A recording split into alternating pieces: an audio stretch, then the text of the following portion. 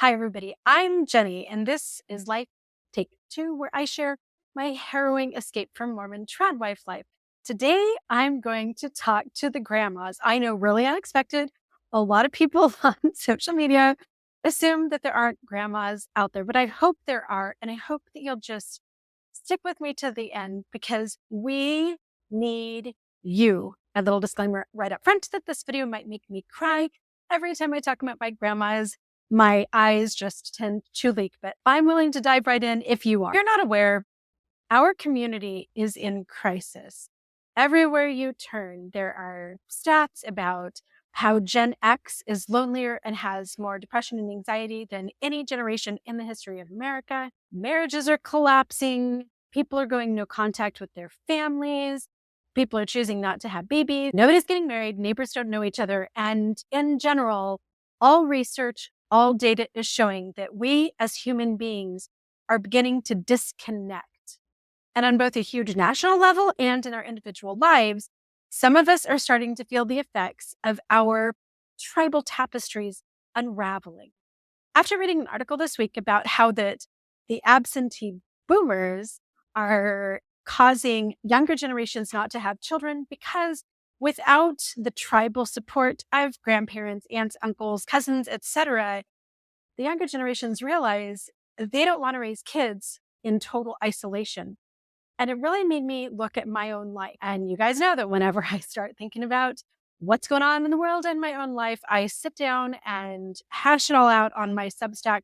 So in just a minute, I'm going to read to you an article that I wrote called Deadbeat Grandparents. Before we do that, I want to do a Jenny field trip of my home so that I can show you some of the things in my life that are because of the older generations in my tribe that were the key to who I am. For a little bit of data that you'll need to know about me, I just turned 50. I was born in 1974. My mom was born in 1953.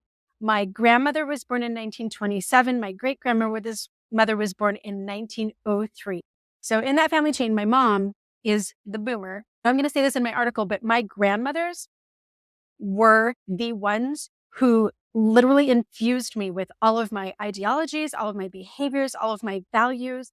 My grandmothers were such an integral part of my life. So it'd be impossible for me to tell you all of the ways in which they shaped my world, but I'm going to show you a couple of things around my home that are from these beautiful grandmothers.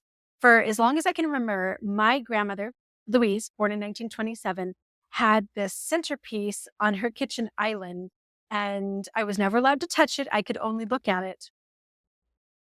And when my grandmother passed away, I received this centerpiece in the kitchen. You're laughing at me because she hears me crying. Hey, knock it off. As some of you know, after my divorce and also when I was a victim of domestic violence, I found myself moving around a lot. So I've had something like 26 homes in 30 years of adult life. And I've had this centerpiece for many years. And it is always the first thing that I carry with me. It's never handled by the movers. I always bubble wrap each individual piece. I put it in the front seat of my car. And when I've lost a home or had to leave a home because of divorce or not being able to pay my rent, whenever I go into that next home, I always carry this little milk glass dish with this ceramic fruit. And I put it somewhere before any box comes in. It's this little kind of mystical ritual that I do. My great-grandmother had this when she was a young mom. My grandmother had it in her kitchen. It skipped over my mom and it came to me. And this little thing to me is like my symbol that this is now my home. Every day when I see this little centerpiece, it kind of ties me into the generations that have gone before. And I can still close my eyes and picture it sitting on my grandma's counter, and I can picture my grandma's face, and I can picture my great-grandmother. The second thing that comes into every home that I move into is the statue. I don't know if it was Ruth or Esther. My grandma hand painted this when she was a newlywed back in the 40s at a Mormon Relief Society event. And she's missing the little pot that used to go on her head. So the screw hangs out, but it's been like that since I was born. So you guys, I can remember sitting in my grandmother's kitchen as a young girl growing up with this on her kitchen island, eating my shredded wheat with sliced peaches picked from her trees with Ruth or Esther, whoever that's supposed to be, right next to my grandma's credence. I can't even tell you the amount of care that goes into bubble wrapping this to make sure that she doesn't get broken in the move. And again, movers never touch it. It's always me. I also have the very first cookbook that my grandma gave me when I was a newlywed. Of course, it's the Betty Crocker Classic Red. It is so thrashed. This was my very first wedding present. She gave it to me before the wedding. 1995 is when I got married to my first husband. Equally important is this cookbook that my ex-husband's grandma gave to me. She brought this the first time that she ever came to visit us out here in Arizona. And I have used this book to death, 1990. This Le Cordon Bleu cookbook, I keep it on my shelf because I was literally looking for a recipe in this book sitting on my couch when I got the phone call that my grandfather had passed away. My grandma called me from the ambulance and told me, Jenny, Granddad is dead.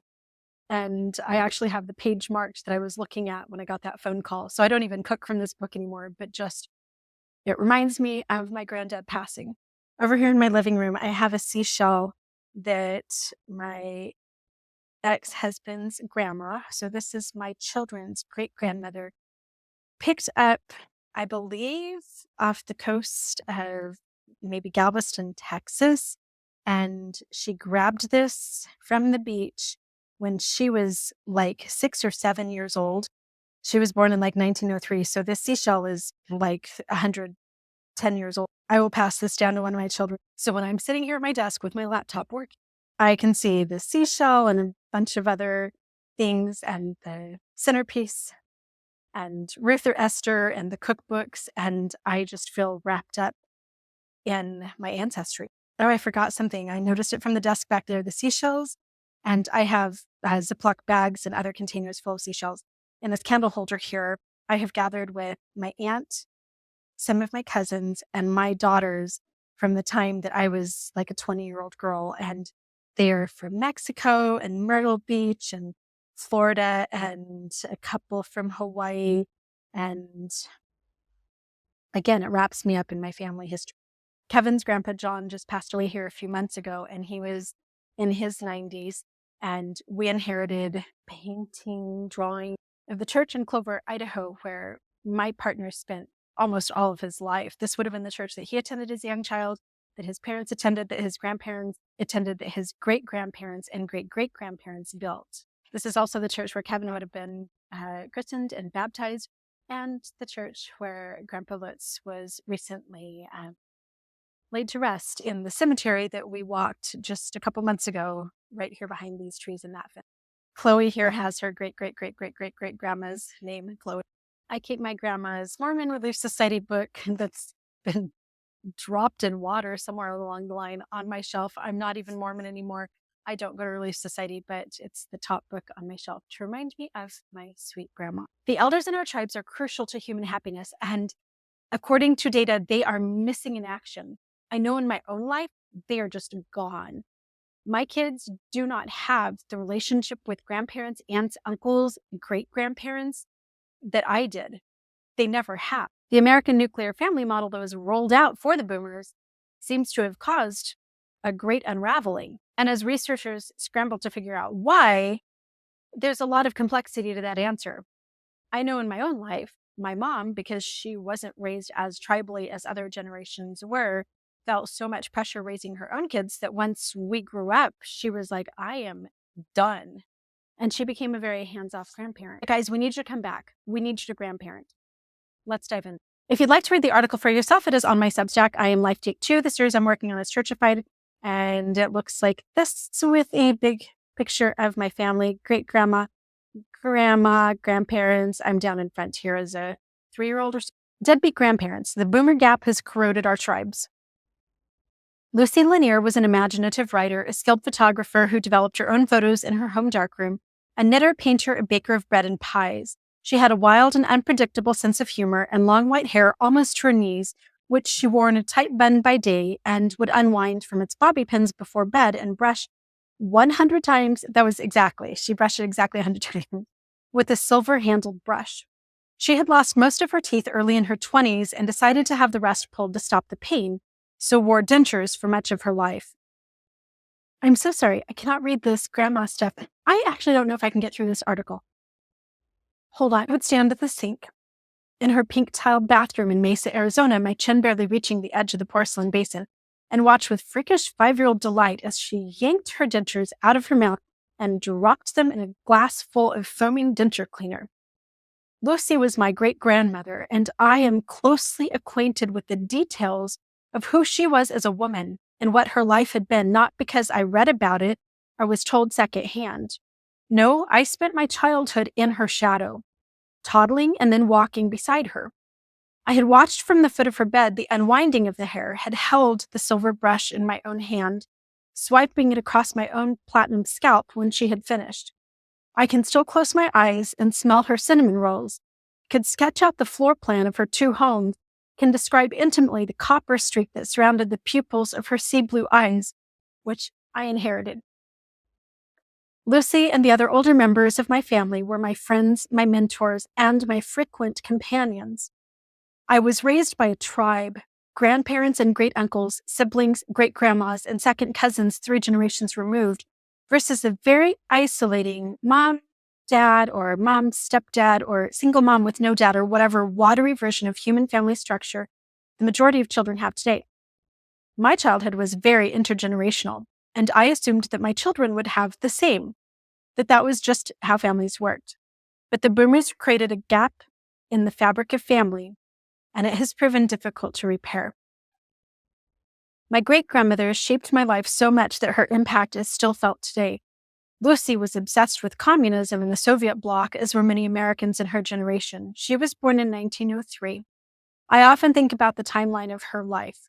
She saw Kaiser Wilhelm's assassination, World War II, the Bolshevik coup, Spanish flu, the Great Depression, which is when she was getting married and having babies, World War II, with Pearl Harbor being a day she never forgot and spoke of often, Hiroshima and Nagasaki, the Holocaust, Korea, the creation of the modern nuclear family, and our migration from farms to suburbs, inventions like airplanes and TV and phone systems and credit cards and mortgages, the spread of communism and the rise of nations like China, the assassination of Johnny Kennedy, as she called him, the popularity of MLK and Rosa Parks, the massive cultural revolution of the 60s with hippies and Roe v. Wade, women's lib, man on the moon. Her life was lived in one of the greatest and most perilous centuries in our modern history, and she was marked by it all, resulting in frequent casual conversations about hydrogen bombs and oppressive dictators, which had underscored almost everything from Lucy's early adulthood onward.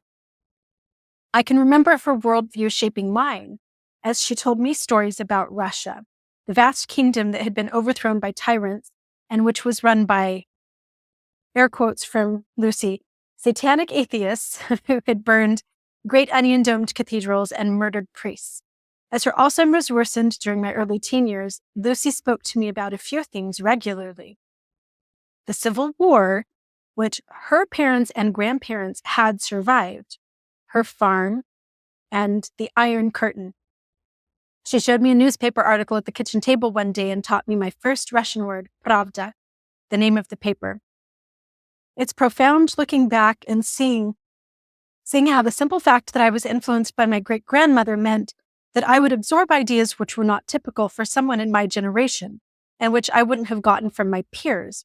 Fear of nuclear war, which made me literally obsessively watch the evening news during the Iran-Contra scandal as a first grader, and made me write a letter to Gorbachev in middle school asking him to please stand down or cease his rapid nuclear arms race. The influences of my great-grandmother made me ask to leave cheer practice early on the afternoon that the Iron Curtain fell, so I could rush home to see the TV coverage, cheering for the freedom I hoped democracy would bring to the people of the USSR. That I understood all what was happening in the world as a 16-year-old girl is partly because my great-grandmother took the time to let her grandchildren shadow her. Lucy's influence gave me form. It was because of Lucy that I went to college for a few short years before getting caught in the Mormon tradwife trap, majoring in Russian, hoping to transition into an international law major at BYU 2 years later. I wanted to hop into the very unique field of trade coming out of the formerly communist Russian territories.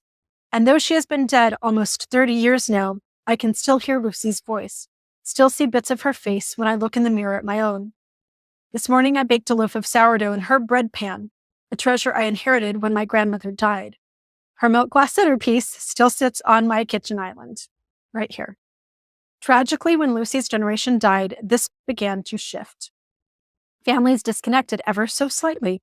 Her children, the greatest generation, would still be solid grandparents, but they seem to have forgotten to pass the grandparenting baton on to the next wave of older adults.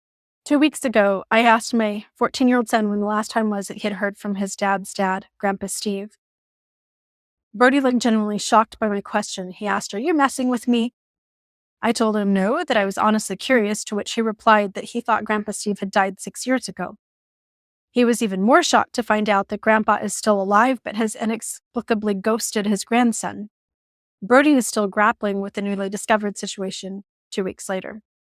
We are seeing, regrettably, a wave of deadbeat grandparents who are too busy playing pickleball, cycling, and cruising Alaska to bother with sitting down to dinner with the children of their tribe, who have never and would never let a small child sit at the foot of their bed and watch their nighttime grooming routines, who assume that Google and TikTok are capable of educating the youngsters about history, and whose health and independence have given them the opportunity to explore the world far into their later years, and it's impacting all of us.